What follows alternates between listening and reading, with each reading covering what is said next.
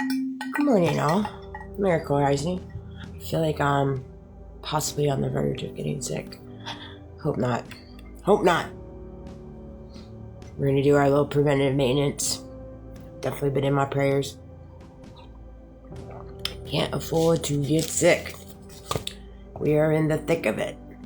That said, I just got done watching Tucker and Jimmy Dore. That was a powerful episode. Man, I love Jimmy Dore. I would love to have a conversation with him about conscious and unconsciousness. Golly, I love seeing so much discussion on the matter. I'm just loving it between Ian Carroll, Tucker, Barron, Candace. I mean, just so many discuss the consciousness and the subconsciousness that resides in you, and understanding that God is within you, the light is within you. We've been trained and conditioned to seek outside of you for the validation of God and to solidify a seat or a stairway to heaven. That's what we've been conditioned for, and it's not the case at all. When you remove that methodical thinking from your mind and you start recognizing what you carry within you, is when you truly bring heaven on earth. But in order to solidify this new pathway for yourself and your connection with your spirituality and the divine, God, you have to go through your dark shadows. You have to go through the wilderness. You have to go through the nitty-gritty of everything within you that you do not like, that you keep bogged down and hidden from the world, even hidden from yourself. It's hard truths. A lot of people don't want to go down that road, so they stay on the gerber wheel. They stay in the conformity. They stay in the materialism. They stay in the status quo, and they stay on the desire for money, wealth, and fame, and label, and all this stuff, because they do not want to go in. It's just because that exterior circumstances, all those things I just named, gives them validation and gives them worthiness, because they do not feel worthy within their own skin, within themselves. So they need all of those things to feel worthy, and you do not need all of those things. That said, it's a whole conversation in itself.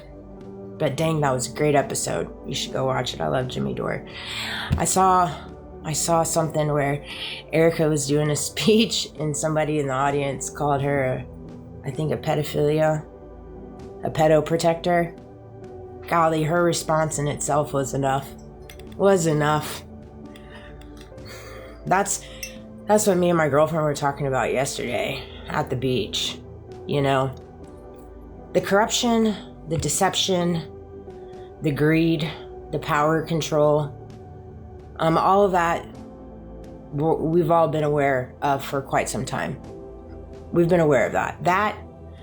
But when you throw pedophilia, when you throw the abuse of children, the abuse of men and women into it, that changes things up. And so the fact that we have this huge presence of that within our democracy, within our leaders, within so many different prominent organizations at the tippity top, the donors, the money, the control, everything. That's such a presence there. And nobody is doing anything or standing against it within the sphere of it is so alarming. It's disheartening. It just takes things to a whole nother level of that, like, whiplash of like, what have we actually been living through, you know? And it's just so eye-opening. I know for me as a parent, and many parents out there, is like, what kind of world do we have our children in where this type of horrific behavior is condoned and okay? And it's scary. How many... How many people... I didn't get that. Could you try again? You see? Listen harder, Surrey. You know, how many people in a very, very high position, men and women, just sit back and don't say anything when they know the truth. And they have children. They have children. And in some cases, they have grandbabies.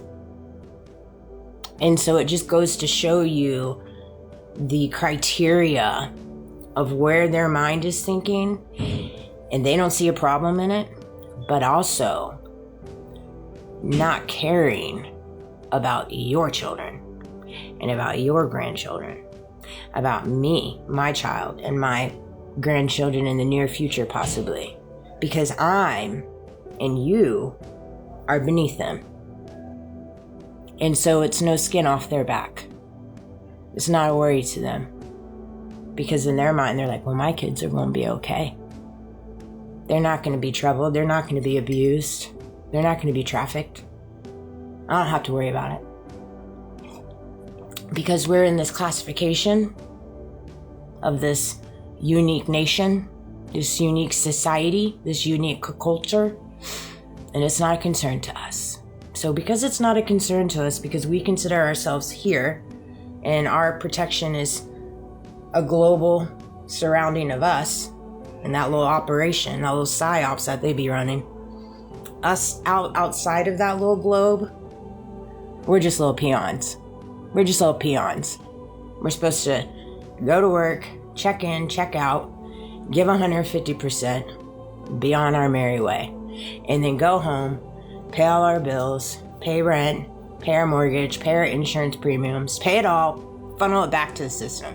That's our job. So they can continue getting richer and we can continue getting poorer. I mean, that's just, again, you can agree to disagree, but the reality and the facts are there. There's no getting away from it. There's just not. Those days have come and gone. They have gotten too in their britches and too in their ego, where their psyops that they be running, whether it be the Charlie Kirk psyop, the Butler psyop, all these assassination attempts psyop, all these false flag psyops, all this Democrat versus Republican psyops. They've just gotten too in their ego, too in their britches, where it's so evident. It's so evident. You turn on the TV, you listen to the words they're saying, and you're like, oh yeah, that's a psyop. And when you start picking up on those things, you start recognizing everything that they should be talking about, they're not talking about. And then you need to ask yourself, why? Why? Well, they're not talking about it because the truth is within the things that they would be talking about, and they'd be exposing themselves. And like Charlie Kirk said, you have to ask questions. You have to ask questions. Asking questions is to solidify your freedom. The moment we stop asking questions is which is what they want, is the moment we hand over our freedom to them, and that's exactly what they want. That's why they have all these data centers going on. That's why you have all this censorship. That's why you have all these this is just, it is what it is, you know? And you have to find your rhythm within this world, and you have to learn to fight for your peace, you know? But you also have to learn to advocate what's right and wrong within your world, within your sphere, because it takes you and it takes me coming together, advocating for humanity, for the peons in their minds. You know, there's a way for a revolution, but we have to come together for it. You can have a peaceful revolution, no doubt in my mind. I've had so many dreams about it. So many dreams about it. I truthfully believe we're on our way there in the next 5 years, truth be told. Based off things I've seen in my dream, you know. It's one of those things we just have to wait it out. There's a couple messages that came to me, and they're really, really powerful yesterday. Well, in the last few days, so I'm going to make a couple videos about that.